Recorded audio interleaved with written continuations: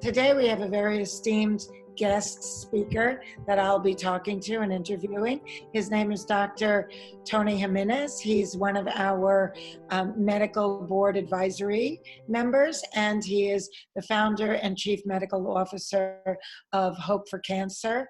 And we're very happy to speak to him today. So hello, Dr. Jimenez, how are you? Hi, Fran. I'm Fran. I'm really doing well. Thank you for asking. And I see that you're looking pretty good too. Well, you know, I'm here by myself with my new rescue dog, Angel Grace, who I got just days before the world went mad.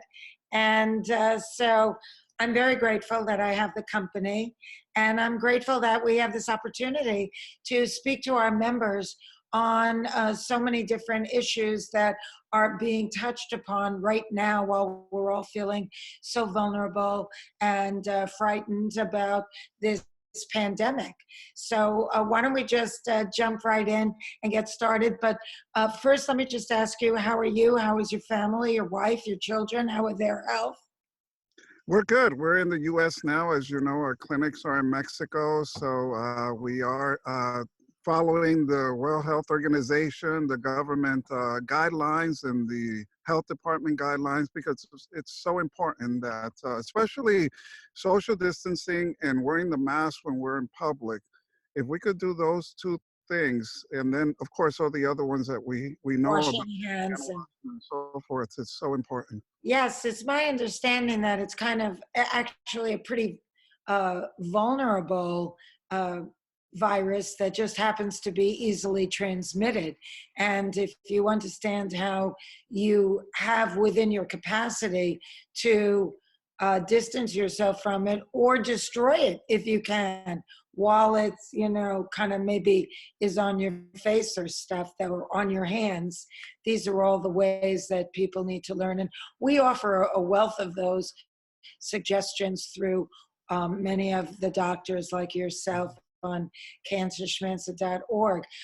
You're an oncologist, so I'm particularly interested. I've been hearing a lot from different people who are currently battling cancer, undergoing chemo, you know, doing alternative practices or complementary practices like Hope for Cancer. So what are your recommendations for people that have a particularly compromised immune system at this time?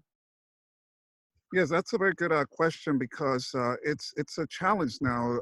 Even conventional therapies are being delayed, not only in the U.S. but in the world. Those patients that have cancer and are undergoing chemotherapy or immunotherapy, they've been delayed because of this pandemic.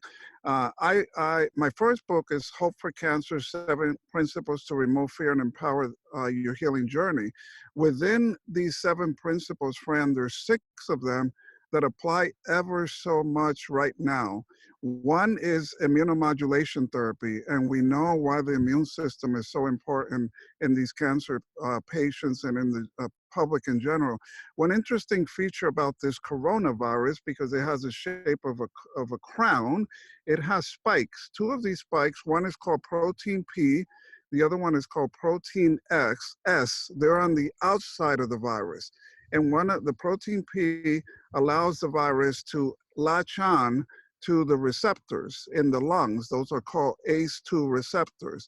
The other one allows it to infect that host. But then there's one protein called the protein N, and that is what hides the genetic material of the virus called the RNA, so that one's immune system cannot see it. And so these cancer patients and other patients that are immunocompromised, this is why they're at much greater risk, because this virus developed a protein in its interior to shield the genetic material from being seen by the immune system. So now is the time to really focus on the immune therapies. If I can mention a few that I have highlighted, is one of them, of course, is vitamin C. And everything that I'll say now in my recommendations, Fran, is published. It's being studied. You know, I travel the world. I'm also a licensed physician in Spain Spain, one of the hotspots in the world currently for this coronavirus pandemic. And my colleagues in Spain and Italy, and I have some colleagues in China as well, and in the US, they're using intravenous vitamin C very, very effectively. There was actually a situation in Spain where there were 36 patients, and out of the 36 patients, almost all of them recovered, and they were in moderate to severe condition. One patient, how they found out is that one patient was 49 years old. He was going to be intubated. That's how bad, advanced his condition was. So they decided to give him 2 sessions of IV ozone, and also they combined vitamin C, and that patient didn't need to be intubated. His levels of blood levels that they're monitoring, one of them is called ferritin, decreased drastically. He was breathing on his own. So now they're using ozone and vitamin C extensively in these countries. And I believe that in New York, your hometown, Fran, some hospitals are using IV vitamin C also. But for us that we want to decrease our risk of getting infected by this virus, if we take at least 2 grams of vitamin C a day, and this is preferably in liposomal form, is ideal. And also vitamin D. I'm here in the sun in Texas. Excuse me if I'm a little sweaty, but I'm outdoor.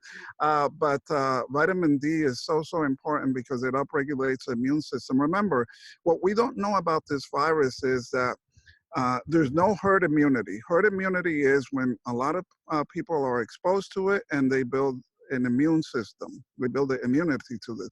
The difference between this SARS-CoV-2, this is the name of the virus. COVID-19 is the disease caused by SARS-CoV-2. We have been exposed to coronaviruses for years. Think about the common cold. This novel virus is a new one, and where it comes from and all that, that's a bit of controversial, but we're exposed to this SARS-CoV-2. And so if we have a good immune system, 90+% of all infected people will have no symptoms or very mild symptoms and won't even require to be in the hospital. So building and is that directly because of what condition their health is in and their immune system, how optimal it's been operating? Yes. I'm sorry, say that again, Fran? Well, you said that most people Mm-hmm. will have a mild case. And my question is that directly related to whether or not they were healthy in the first place and had a strong immune system in correlation to lifestyle? Correct, exactly. However, unfortunately, in the industrialized world, including in the U.S., it's anywhere between 40 to 70%. The numbers, it's a wide range, but between 40 and 70% of the general population have a compromised immune system. So that's another precarious situation about this virus, right? That it's. I don't understand why they're not discussing why that is and connecting it to all of this, processed industrial farm, toxic food and personal care items and cleaning products that we expose ourselves to on a daily basis. I don't understand why there is this omission of information as they keep talking about it. Even I was just listening to a program where they were interviewing the mayor of Chicago, where 68% of the fatalities are people of color, and because they have a lot of physical conditions before their exposure to the coronavirus, like diabetes and obesity and things like that. And yet, again, no mention is made because of poor eating habits. Yes, we have to be very careful on what we're listening to, and and what we believe, because I'm part of a big medical group in Spain, and I mean, information is flowing like every second of every day, Well, bombarded. this mayor said that in Chicago there is like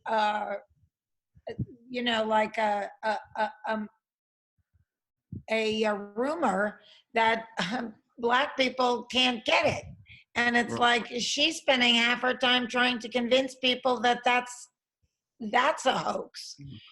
But when you talk about the vitamin C IV, which I find very interesting, and I too have been researching this and know that they've had a lot of success in Germany as well, and they're giving it. Um, a lot of times I'm hearing that when you go to the hospital, if you're feeling sick, if you feel a tightness in your chest, the hospital is turning you away. And Yes. so if you're home trying to help yourself recover, how can you get an IV for your home where you can hook up to a few, several bags of vitamin C over a course of days? Yes, that's a little complicated. I mean, if you have a nurse friend or a doctor friend that is willing to do that, but for sure, for example, here at my house, I have a stock of vitamin C. I have the IV bags, I have the lines, and I've been doing that, or I have it just in case as well. My daughter was coming down with something which turned out not to be related to the coronavirus, but I gave her 3 days straight of vitamin C, 25 grams intravenously. I was at one of our treatment centers recently in Mexico, and the first thing I did was I got ozone intravenously. The next day I had vitamin C, just for prevention, just in case I came in contact with anything, right? Ozone has been around, as you know, Fran, forever, and it's a staple treatment uh, in oncology centers throughout the world. So I do ozone into my ears every day. It's called ear insufflation. That way I'm getting the upper respiratory tract, the sinuses, the nose, and then I drink the ozonated water to clear up, the mouth and the esophagus and down to the GI tract. So it's there are things that you can do at home. I started using hypochlorous acid spray on my face and on my eyes. And have you heard about that as something that can help if the Yes, virus is on your face? Because it could live yeah. there for a few days. Yes, I will be a little bit hesitant with that. It can be toxic, and there's so many other non-toxic ways that we could do it. Vitamin C, andrographis is a nice herb that they were I just studying. ordered that Yeah, actually. yeah, andrographis, vitamin D, and then make a tea. Make a tea with chamomile.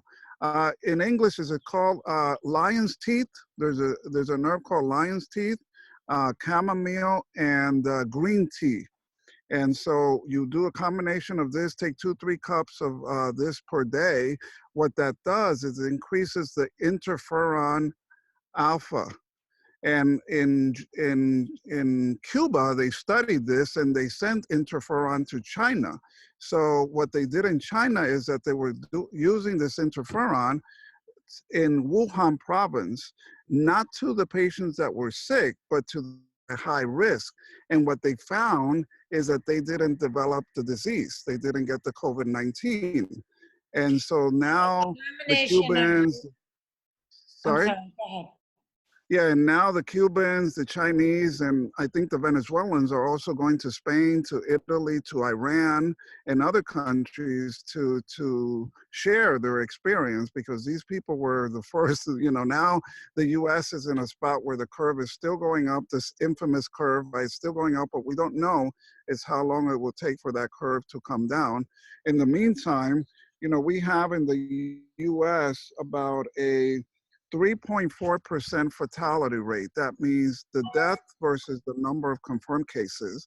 In Mexico, we're at about 5.4%, and globally it's 6%. So the US is still with a mortality rate a bit lower than the global rates. So this is a tribute to everything that has been done in the US as well.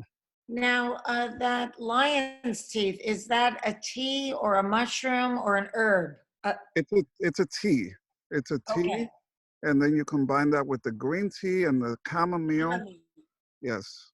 Okay, that's good to know. And Mm. we have a question from one of our members. So let me just read it. This is from Katie Emmett Fast. My best friend has been diagnosed with bone cancer. With the virus going on, it's hard to schedule appointments. How can she get second opinions? And how should she protect herself while going to appointments? Well, there's been retrospective studies done on patients with cancer versus the general population to see if the patients with cancer had a higher incidence of the COVID-19. And really, the numbers weren't that different. It was different in lung cancer patients, interestingly enough, because this is where this virus prefers to attach itself to, as we know. So the patients with lung cancer did have a higher incidence of COVID-19 versus the general population, but not so significantly across the board. That being said, it's tough nowadays. I would be happy to review her history and her information and advise her. Our treatment center in Mexico, in Tijuana, is open.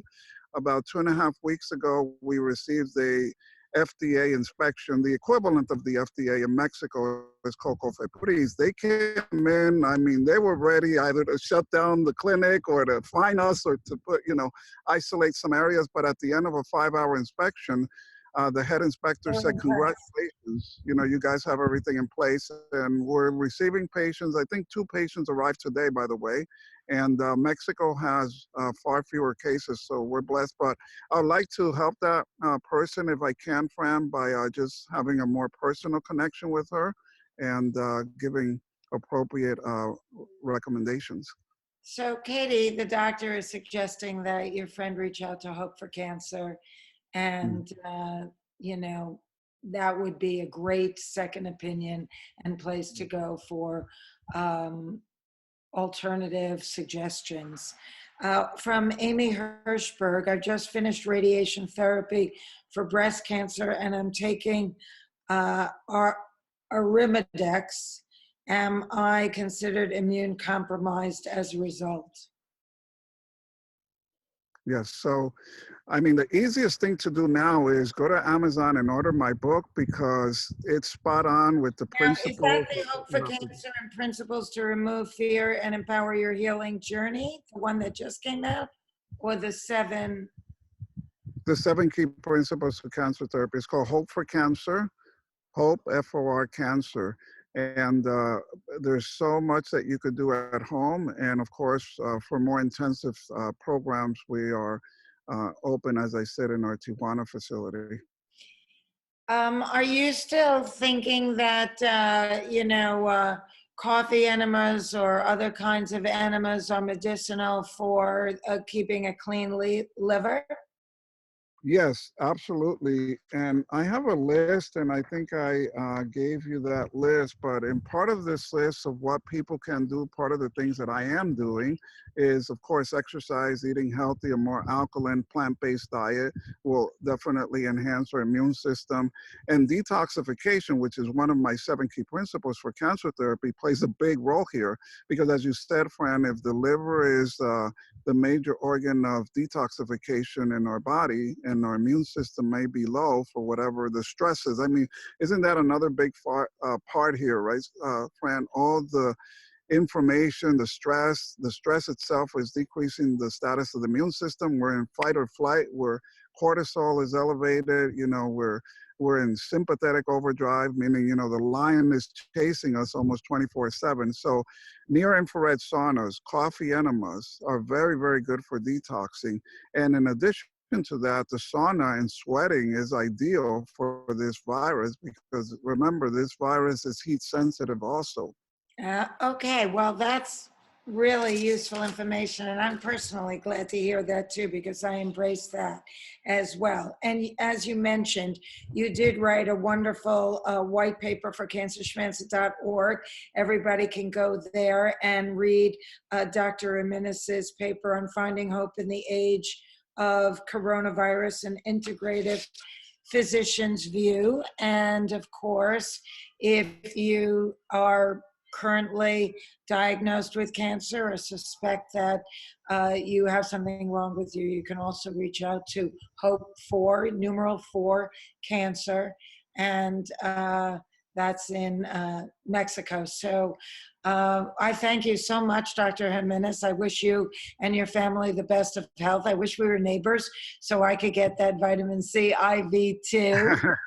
And they're all very lucky to have a doctor in the house. And you're an Thank you, Fran. absolute doll. And, we're going to get through this time. And I think that as I have experienced some very serious things in my life and certainly the depths of despair, I have come to trust that there are always silver linings. Sometimes the best gifts come in the ugliest packages.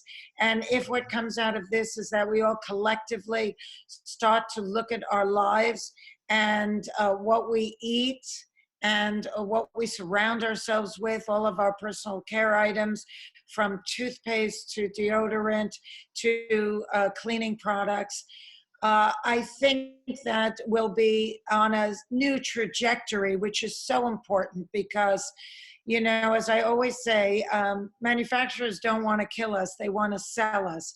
But they'll sell us anything that we're willing to buy, which for the most part right now is anything.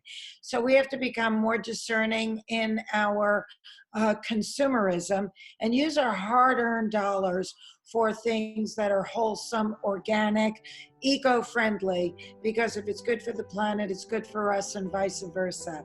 So God bless you. Be well. Thank you for joining us today at Corona Care for You series. And I look forward to talking to you again soon.